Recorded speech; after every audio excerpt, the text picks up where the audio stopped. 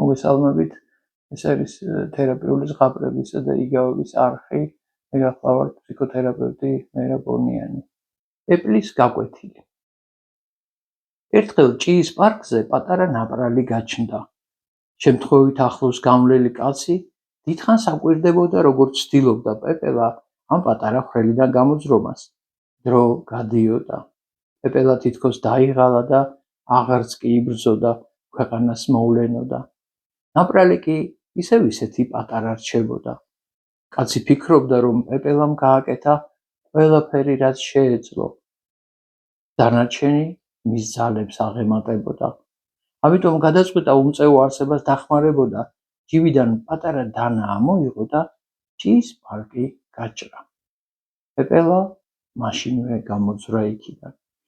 მაგრამ მისი სხეული ძალიან სუსტი იყო, გამჭვირვალე ფრთები ძლივს მოძრაობდა. კაცი კვლავ აკვირდებოდა, ფიქრობდა, პეპელას ფრთები გაუმაგრდება და გაფრინდებაო, მაგრამ ამაოდ არაფერიც არ მოხდა. პეპელა საცოდავად მიათრევდა უძლურ სხეულს და სუსტ ფრთებს. მან ისე გალია თავისი წილი წუთი სოფელი, რომ ვერც კი შეიგრძნო გაფრენის ნეტარება. ეს ყველაფერი კი იმიტომ მოხდა, რომ კაცმა, რომელიც პეპელას დაეხმარა, არ იცოდა, რომ ის ძალისხმევა, რაც პეპელას ჭიის პარკიდან გამოსაზრომად სჭირდება, აუცილებელია იმისათვის, რომ სხეულიდან სითხე ფრთებში გადავიდეს და შემდეგ მან ფრენა შეძლოს. ცხოვრება აიძულებს პეპელას ძნელად დატოვოს პარკუჭი, რათა გაიზარდოს და განვითარდეს. ძალიან ხშირად დიდი ძალისხმევა გვჭირდება იმისათვის, რომ ღირსეულად ვიცხოვროთ.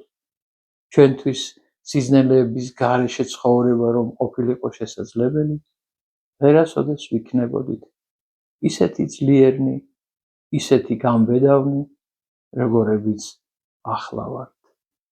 ჩვენ ვერასოდეს შევძლებდით ფრენას. იგავი ძალიან საინტერესოა, იქიდან გამომდინარე, რომ აქტუალურია და რეზონირებს იმ თემებთან, რომელიც შეიძლება ჩვენ გვახასიათებდეს. ეს უკავშირდება ზედმეტ ძალისხმევას, ხშირად სხვათა დახმარებისათვის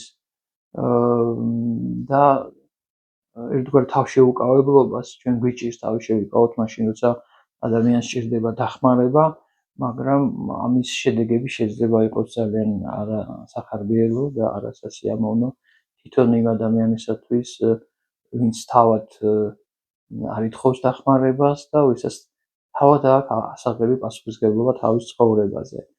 ხშირად ვამბობთ ჩვენ, რომ ამით ვეწევით ასე ვთქვათ, რაღაც დამხმარე ყავარჯნების მიწოდებას ადამიანისათვის, როდესაც შენ წყვეტნის პრობლემებს და ფაქტიურად ასუსტებ მის უნარებს და შესაძლებლობებს. ამიტომ სიკეთის კეთებას, რა თქმა უნდა, ჭირდება ძალიან ბევრი რამის ცოდნა, დიდი სიბრძნე საჭირო იმისათვის, რომ ამ შემთხვევაში გარკვეულ ზღვარს არ გადავსდეთ და ამ საკითხშიც ხელმძღვანელობდეთ ცოდნით, რომელიც არის ჰუმანური, უფრო მეტად, როცა მას გავითვალისწინებთ, ვიდრე დაპირისპირო შემთხვევაში. ჩვენთვის როგორც ყოველთვის საინტერესოა თქვენი მოსაზრებები, შეგვიხმიანეთ და გამოიწერეთ ჩვენი